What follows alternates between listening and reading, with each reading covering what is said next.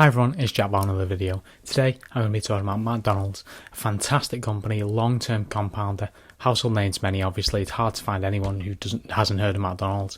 A dividend aristocrat, almost a dividend king. It's paid out dividends consecutively and grew them for around, I think it's 45 or 46 years now, so it's very close to being a dividend king. Excellent company, released its earnings the other day, actually got a bit of a bump, up a couple of percent. Stock has done basically nothing over the last year.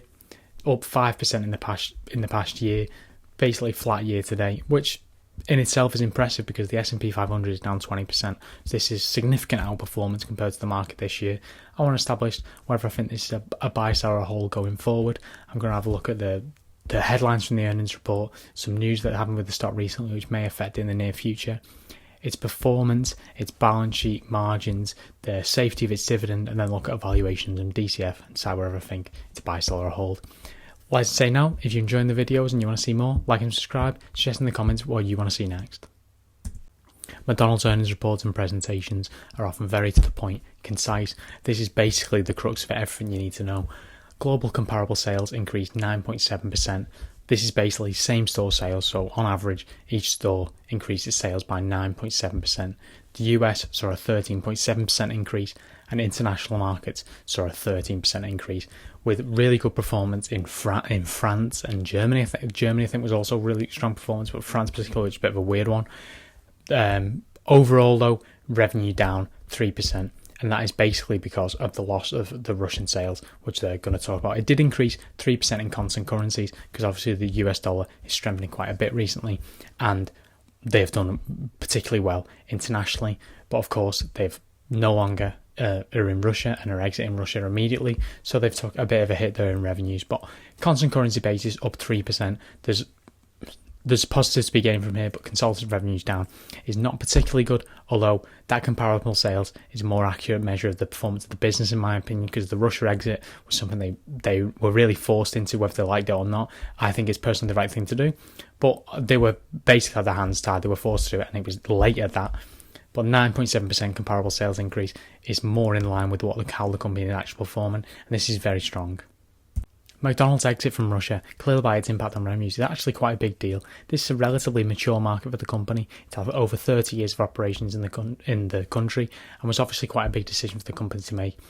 Most interestingly, they're deciding to sell up the businesses to local buyers, so this is absolutely not a we'll be back soon. It's a goodbye, so long, farewell. Doesn't look like McDonald's have any real ambitions to go back to Russia anytime soon. Perhaps when the war dies down and anti-Russian sentiment changes, then maybe McDonald's will re-enter. But for the time being and for the foreseeable future, they have no intention to operate in Russia whatsoever, which is really interesting. They're losing an enormous part of the business. I think it's the right decision personally, but it hurts revenue in the short term, absolutely, and hurts the finances slightly.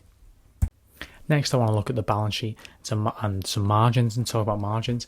On the balance sheet side of things, it has a cash set ratio of 0.05 because it has a very large debt load of around $34 billion. Now, ordinarily, this would put the frighteners way up me, but this is a very free cash flow generative business, and it distributes its free cash well in the forms of dividends and things like that, and it often puts its cash to use in forms of buybacks. So I'm not overly concerned about them not carrying a large cash load. It uses debt very intelligently, has a reasonable interest coverage at 8.65, meaning with this year's EBIT, they could cover 8.65 years of interest. So it's relatively long-term, lower percentage yield debt. Debt to EBITDA is reasonable at 4.04. That's not ridiculous for this type of company. Dividend Aristocrats and older world companies in general tend to have less than perfect balance sheets for the majority of the time, in my opinion. But they have great free cash flows to cover this, and that is indicated by a 4.7 Altman score. Safe and no risk of financial distress. McDonald's is clearly not going anywhere anytime soon. Its free cash flow more than makes up for any deficiencies in its balance sheet, because if it really wanted to, it could turn the dividend tap off, turn the buybacks tap off, and pay down that debt pretty quickly. The debt has been coming down over the years and will continue to come down. Is a sensible thing to do from management, in my opinion. From a margins point of view, this is where this company really shines. 54.54% gross margin. Very, very strong for the industry. This is essentially a restaurant company. It pretty much invented franchising, and the reason why it did this is the gross margins of this is just fantastic.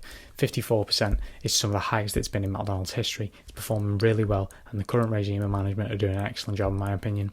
A 42.7% operating margin is absolutely superb. Some of the strongest you'll see in this industry. Some of the strongest you'll see for a company like this generally. This company at this size and scale operating at a 42% operating margin is absolutely outstanding.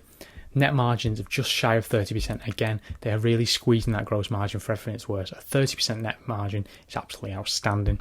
Some of the highest in its industry. Not even quite the highest in McDonald's history, but still performing very well.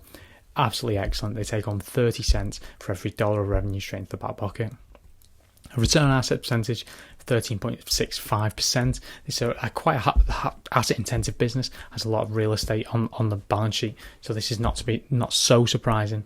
But a return on asset percentage in this is on the upper end of what I would expect for a company this size and scale, and it's definitely a positive. And a long-term return on invested capital of 17.5%, which is excellent for this company. Indicates what you can expect from long-term returns, in my opinion. Companies with between 15 and 20% return on invested capital are what I look for at least. And I think this is an excellent business from that point of view. From a margin point of view, from a profitability point of view, this is a truly outstanding company. And this is why it can get away with a balance sheet that is less than perfect, in my opinion. Next on to the dividend, which is a lot of the reason why many people are interested in this stock. It's a great stock for income investors. It has a 2.14% dividend yield on a forward basis. Payout ratio of 56%, which is not ridiculous. It's higher than I would like it to be, but it's not at the end where you would be expecting them to reduce the dividend anytime soon, or where they're in trouble and paying the dividends is negatively affecting the business. As I mentioned, this company has great, predictable free cash flows, and a dividend payout ratio of 56% is absolutely fine in my opinion. I would of course like it to be below 50% or even lower, but this is decent for a relatively high yielding company. A 5-year growth rate of 8.4%. On a 10-year basis, 7.3, 3 years, 7.8. Last year it was 5.1%. Just consistent 5, 7, 8, single digits, high single digits percent growth. Exactly what you want from this type of company. Let's be realistic. We'd like it to be more, but it's not going to be. This is a company that has been consistently raising its dividend for over 40 years. It's going to continue to do so over the long term, but you need to cope with it. It's only going to go up single digits, which is absolutely plenty in my opinion. In terms of analyst estimates, it's predicted that the revenue is going to grow up somewhere in the 2 to 3% range, and earnings per share is going to go up about 6.6% over the next couple of years. This has, of course, been an excellent company to hold over the longer term. Has absolutely tremendous returns if you've been holding it since the 70s, or well, basically if you've been holding it over any time period other than the last couple of years, you've had absolutely tremendous returns. Now, when a company gets this size and scale, everywhere has a McDonald's, pretty much every city has a McDonald's, so it's quite obvious that they are not going to be able to grow at the same rate, and that is the tough reality. You look at this graph and growth has clearly slowed down. Still pretty much doubled over the last 5 years. Still been an excellent stock to own. However, we're just simply not going to see ridiculous revenue returns without significant price to earnings ratio expansion, which is not ideal. This is firmly a steady grower, 2 or 3% a year, which is suboptimal, but it's going to pay a decent income, and that's what I believe this stock is best for, is for income investors. The valuation for this type of company is pretty much where I would expect it to be. Blue chip, huge household names that pay a healthy dividend and have done for 40, 50 years, that have consistent cash flow growers, that have been excellent long-term compounders and have tremendous resilience in many, many different financial scenarios. Always trade at a premium to the S&P 500, regardless of if they're really worth it or not, because these are just safe names. People are happy having them in the portfolios. It's a nice retirement stock. It's a nice income stock, because it's just, you can close your eyes at night and sleep soundly knowing McDonald's in your portfolio. And this is why it consistently trades at a significant premium to the S&P 500, and even a significant premium to other stocks that of this ilk. Price to earnings ratio of 27 is objectively expensive for the growth of this company, as is on a forward basis of 26. These are both far above the S&P 500 average, and for the company you're getting, I would say these are objectively expensive on a purely financial point of view, forgetting about the sleep at night thing and enjoying owning it and blah blah blah. On a purely objective financial point of view, this is objectively expensive. Price free cash flow of 27, also quite pricey. Not particularly strong for McDonald's history because this is a stock that has actually gained this year. It's not dropped at all. PEG ratio of 5 indicates that this is not a company that is expected to grow dramatically anytime soon, and people are overpaying for the expected growth of this company. Now, of course, I wouldn't ding anyone for buying this company for its safety, for its resilience. I think that is a thoroughly sensible thing to do, as long as you're accepting that it is trading at a relative premium to the market. As you can imagine, looking at those valuations, a discounted cash flow analysis is not going to flatter this company by any means. Using a 7.5% free cash flow growth rate, which is the previous 10-year compound annual growth rate, and a 4% terminal stage value, 9% discount rate for the long-term returns of the stock market, that gives a fair valuation of $151 versus today's stock price of about $257, a minus 70% margin of safety. Also worth noting that I do not believe that it will continue to grow its free cash flow at 7.5%. I actually think it'll come in lower. Revenue has grown about 0.6% over the last 10 years. I think a more accurate estimation of free cash flow is between 3 and 6%. I think 7.5% will be the absolute top end, will be a fantastic number for this company. I just don't think it's thoroughly achievable in the long term, so it would be even more overvalued based on this. Now, I don't want to discount too much because I think McDonald's is a fantastic company, and it would not overly surprise me if it grew its free cash flow at 7.5%. However, for this company to be investable at these prices, it needs to be growing its free cash flow. You need to be expecting it to grow its free cash flow at about 12%, which is unrealistic in my opinion, wholly unrealistic. I don't think this is something this company is going to be able to do over the long term. However, I'd love to be proven wrong. I think, again, for companies like this, they always trade a significant premium. If for whatever reason McDonald's share price falls to around 150 or even getting anywhere near that, this would be probably a decent buy and would be a great entry point. In reality, if in the growth rate I'm expecting, where it's 5% free cash flow growth or so over the next 10 years, then I would expect a fair valuation for this company to be around $120. That is really 120 to 150 is my entry point at the high point.